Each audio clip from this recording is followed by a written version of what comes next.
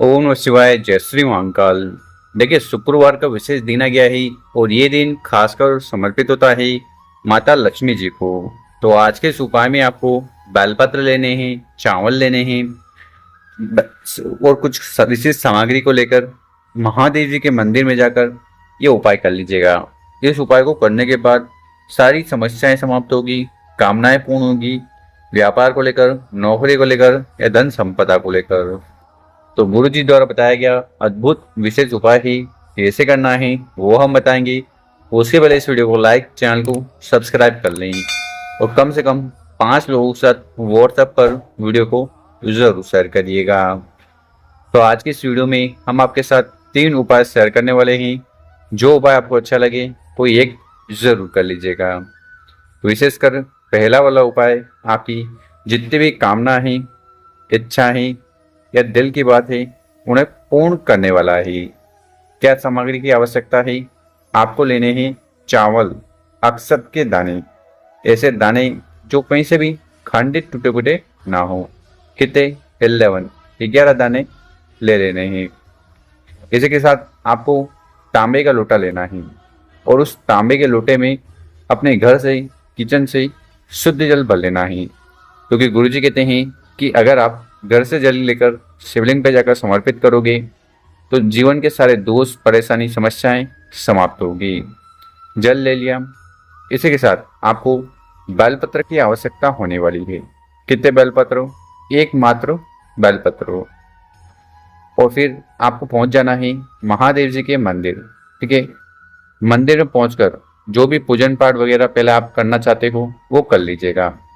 फिर जो हमने आपको 11 चावल के दाने बताए थे, एक एक चावल के दाने को उठाना है और उस जल के लोटे में सम्मिलित कर लेना है, मिला लेना है। ठीक है, उसके बाद जो हमने बेलपत्र बताया था उसको उठाना है, उसको अपने हाथ में इस प्रकार से रखना। डंडी जो है वो आपकी तरफ होनी चाहिए और बड़ी पत्ती भगवान भोलेनाथ की शिवलिंग की तरफ। इस प्रकार से बेलपत्र हाथ में रख लेना, जल के लोटे को उठाना है और ठीक उस बेलपत्र के ऊपर रखना है।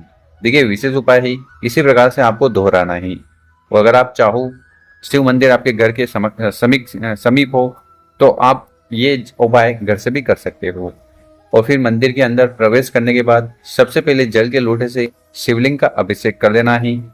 पंचाक्षर, षडाक्षर, ओम नमः शिवाय, श्री शरणमस्तुभ्यं मंत्रों का जाप करते हुए जल समर्पित कर दिया।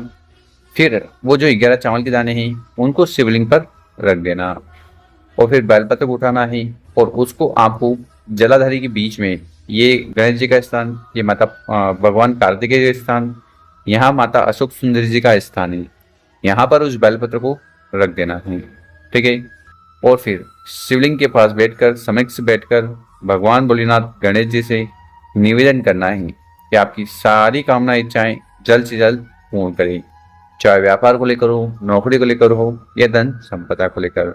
तो बहुत ही अचूक और विशेष उपाय है, इस प्रकार से इसको कर लीजिएगा। अब जानते हैं गुरुजी द्वारा बताया गया दूसरा उपाय।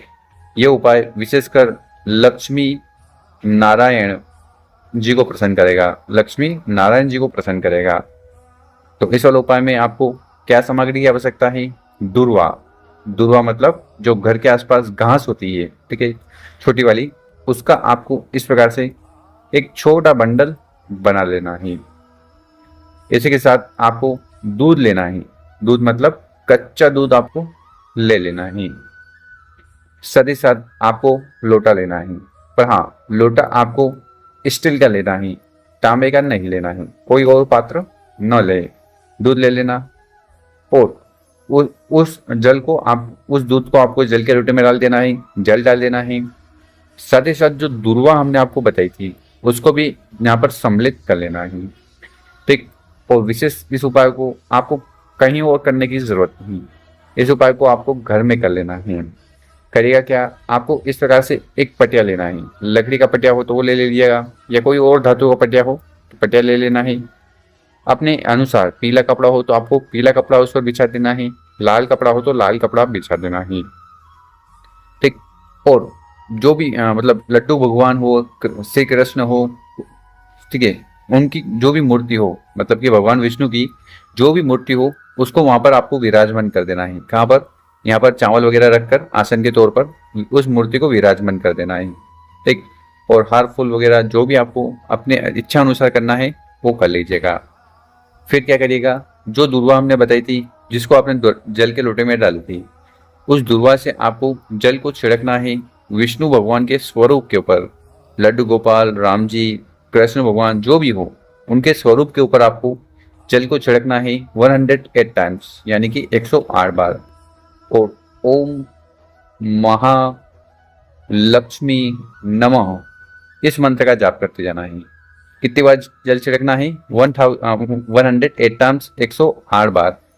तो उस दुर्वा से आप एक एक कर एक एक बार में 108 बार जल छिड़कना है। बस ये विशेष उपाय करिएगा। उसके बाद धन धान से जुड़ी या आर्थिक जुड़ी समस्या से जुड़ी कोई भी परेशानी है, विष्णु भगवान और माता लक्ष्मी जी की कृपा से पूर्ण होने लगेगी। तो बहुत ही अचूक और विशेष उपाय है। ये उपाय दूसरा कर लीजिएगा। अब जानते हैं तीसरा वाला उपाय। विशेषकर जीवन में आ रही किसी भी प्रकार की बाधा, परेशानी या समस्या है, शुक्र दोष है, ठीक है, शुक्र की जो कृपा है वो नहीं बन पा रही है, तब भी उपाय खास होने वाला है। कोई सामग्री की आवश्यकता नहीं है, मात्र आपको दीपक ले लेना है। जलाने के लिए आपको गोल बत्ती लेनी है और घी ले लीजिएगा। मिट्टी का हो तो मिट्टी का नया वाला दीपक ले लेना, या आप आटे का दीपक भी बना सकते हो। तो ये दीपक आपका तैयार हो गया। फिर आपको चले जाना है कहाँ पर? बेलपत्र के पेड़ के नीचे, ठीक है। बेलपत्र के पेड़ के नीचे शाम के समय चले जाना और उस दीपक को वहां पर रखकर प्रज्वलित कर देना ही, जला देना ही। और अगर बेलपत्र के पेड़ के नीचे नहीं जा पाओ तो आप एक गमला लेना, ठीक है। उस गमले में अगर बेलपत्र का पौधा भी हो, ठीक है, तो वहां पर भी आप दीपक को प्रज्वलित कर सकते हो, जला सकते हो। और वहां पर जलाने के बाद आपकी जो भी समस्या है, परेशानी है, बाधा है, वो समाप्त हो जाए, उसके लिए निवेदन प्रार्थना कर लेना।